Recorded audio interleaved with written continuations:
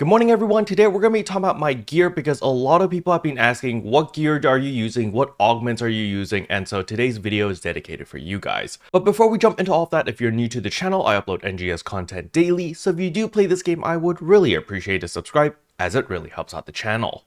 Anyway, without further ado, let's begin the video.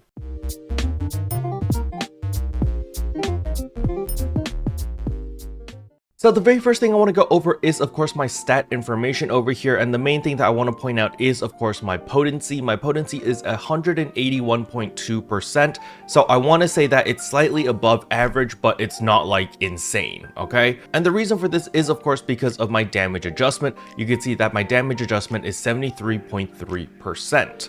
And so that should give you some hint on what augments I'm using. So when we look at my gear over here, I did change several things. I actually did take away the Trial capsule and exchanged it with a Grand Dread Keeper, and I actually did this with all of my armors. You guys may have remembered that I was actually using an LC Grand Dread Keeper. However, I replaced them all with regular Grand Dread Keepers because the Dread Keeper prices did go down a little bit and it was a little bit more achievable, especially with the extra 10% augmentation boost that we have this week. And because I replaced all those LC capsules into Grand Dread Keepers, I was actually able to gain a full extra 1% potency by doing so, because remember, the LC capsule was actually 0.25% potency less. Now, I know a lot of people are probably rolling their eyes and going like, Caro, you literally spent like 10 million for 1% potency. Are you insane? And yes, sort of, kind of, but listen, hear me out here. I had a Trial capsule over here before, which also gave me 3.5% potency. So it gave me that 1% extra potency at a fraction of a cost because it's like 1,000 Meseta for the Trial capsule. However, what I was missing out was, of course, the extra HP, the extra PP, the floor potency, as well as the damage resistance. And as many of you guys know, at least long-term watchers of the channel, is I always go with a balanced build. That is kind of my mantra. I like to go balanced builds. I don't go super tanky or I don't go super DPS. I kind of want the jack of all trades.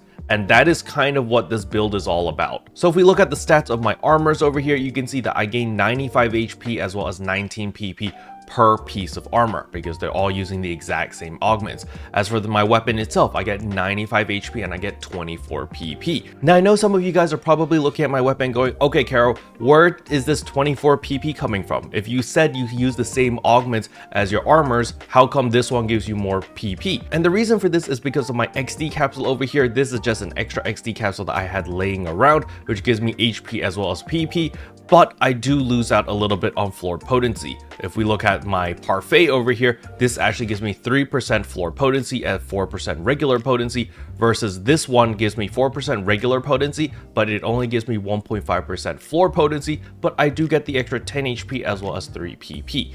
Now on top of that, I also have High Kavaris Domina over here, which gives me 6 PP, but does not give me HP or anything else, but does give me a nice boost in floor potency of 2.5%, alright? Versus my armors over here, I use High Ale Domina, which gives me 10 HP, 4 PP, 3% potency, and 2% floor potency instead of 2.5%. So in a perfect world, I would exchange all of my High Ale Dominas to Kavaris Dominas to increase my floor potency even more and just gain that extra PP. Now, technically, I don't actually need the extra PP. At 228 PP, this is more than enough versus my HP at 1,338. And this is without food buffs, by the way, so with food buffs this goes up even further as we do get all of the extra boosts as well, so I can get a significant amount of HP as well as a significant amount of PP, which is really nice. Now however, do keep in mind that I do have my alliance buffs active right now, so I do get the extra 10% HP, 10 PP, potency, EXP, as well as rare drop rate, so that is pretty nice. But nevertheless, my build is a very balanced build. And to prove to myself that the build actually works, I actually went to the ARX records this week, where it's actually the Geometric Labyrinth rank 2. You can see I'm currently silver. However, the main thing that I want to showcase over here is when you tap R to check out the top records, you can see that my time is 6 minutes and 16 seconds. So I'm actually 61. I'm placed 61 on the server at the moment. I'm tied with Tio over here. Tio, you're going down. I'm going to try even harder now. But I am probably trying to aim for top 50. If I can make it within the top 50, I'm very, very happy. However, if I'm just in the top 100, I'm satisfied. Honestly, being top 100 on chip 2 is really freaking good already. All right, so this is just something that I'm gonna be working on the side. I have a lot of satisfaction on just like beating my own time and just getting better at Geometric Labyrinth, and I now kind of understand the appeal of Geometric Labyrinth as well as Ark's records. And the nice thing that I find very satisfying about Geometric Labyrinth Rank 2, especially with the Ark's records this week, is it is solo, so you do have to do it by yourself, and it's really a test of skill. You know, you're going in, and even if you're super stacked, the gear is going to help for sure. However, you need the skill to back it up to actually survive and learn the rotations and stuff like that. And that is definitely something that I find a lot of satisfaction in, trying to min-max, trying to get even better times, trying to kill things more efficiently, clear stages faster, finding strategies and stuff like that. This has always been the most fun part of NGS for me personally. It's like when a new boss fight comes out, when Darkfall's Aegis came out, when Darkfall's Solus came out, when Darkfall's Dalian came out. Those were the most fun moments that I've had, because it's like, all right, everyone needs to figure this out. Versus back in the base game, we kind of had the JP players kind of have all the guides already. So when we got that content on global, we already knew how to do the fights. But on NGS, we're on the same pace as the JP players, so we got to figure everything out live at the same time.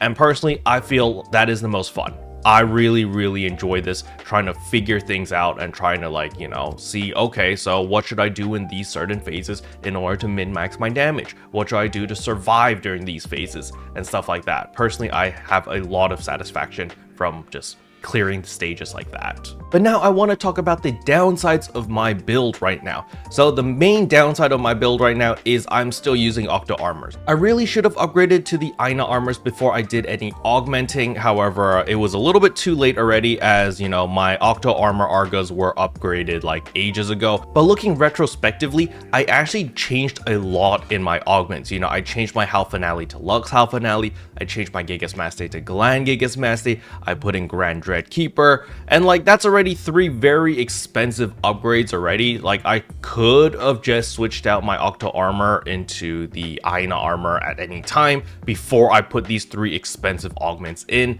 And then the XD capsules, you know, the prices of these have crashed like crazy because we have the Addy capsules coming out relatively soon. And so technically I could have just switched out the old Octo armors over here and slapped in some Aina armors and I would have been fine. And you know, that's something that I don't really regret that much, as I'm okay with my potency right now. But if I did switch to the other armors, I would definitely get a lot more damage. Because as we can see here, the Octo Armor Arga actually gives me 4.5% potency versus the Aina Armor Arga, which gives me 5.5% potency. Again, it's just 1% potency. What's the big deal, Caro? It actually adds up to quite a bit, because it's 1% potency for every piece of armor. So that's actually 3% extra potency. And with the way how potency works, it's multiplicative. The higher the potency you get, the more that extra 1% matters, because it's going to boost your potency like crazy. So right now you can see right here that I'm only at 181%. If I add in that extra 3%, it's not just going to be 184%. It actually boosts up to like 190%. It's actually pretty crazy. So that is something that I do regret slightly. I should have just upgraded the armor and bit the bullet. However, nevertheless, you know, we do have the whole purple triggers coming out after the maintenance, so that is something that I'm looking forward to. I don't know if there's going to be new purple armors from the new Gigantics. I would be a little bit surprised if I don't see it. However, a lot of people have been telling me that there are not any purple armors coming, so I'm just like, all right, you know, I'll take it at face value. But I do hope that we do get some new armor soon, because I would like to upgrade my armors. But before that, you know, Sega, it would be really nice if I can get the augment transfer system, because I really don't want to augment these guys again. You know, the Gland Gigas Maste was very expensive to put on all of my armors and my weapon. So, it would be really nice if we had the augment transfer system, so I can actually transfer these over to my new armors. That would save me a lot of headache, and then I just have to replace the XD capsule with the Addy one when that comes out. Alright, so what's the TLDR of this video? Well, the TLDR is literally play however you like to play and make a build that revolves around your playstyle. I know the meta is all about glass cannon, big PP damage, you kill things fast and don't get hit forehead. I know that is the meta and that is the popular build right now. However, if you are not comfortable with that build, or maybe you're not as skilled as a player, such as myself, where I don't like the glass cannon build because I get destroyed in the first 10 seconds of the fight, then it's perfectly fine to make adaptations, to change the build. You don't have to follow the meta, because listen, my build is not meta. Sure, it's like super duper crazy expensive, but that's the price I need to pay in order to avoid all of the downsides of the glass cannon build. I still want a balanced build, I still want to do damage, but I don't want to die in one shot. So because I want multiple things, obviously I have to spend the extra meseta or I have to farm for the extra capsules in order to create the build that fits my personal playstyle, which is the Unga Bunga playstyle. I see enemy, I go there, you can't kill me, I can't kill you, we smash each other until they die. Super simple. But nevertheless, the most important thing is you need to make your build work for you, alright? It doesn't matter if it doesn't work for 90% of the player base. If it works for you and you're clearing content easily with your specific build, it's perfectly fine. Alright, so that's pretty much the key takeaway is you don't need to follow the meta. You can follow the meta if it aligns with your playstyle. But if it doesn't align with your playstyle, just do your own thing. You're going to be fine. As long as you can clear content, that is, of course. You know, don't go in with like a golden prim sword with like, you know, level 1 capsules and be like, haha, I'm so strong, because that's not going to work very well. Special thanks to all the members for supporting the channel. It really means a lot to me. Thank you again.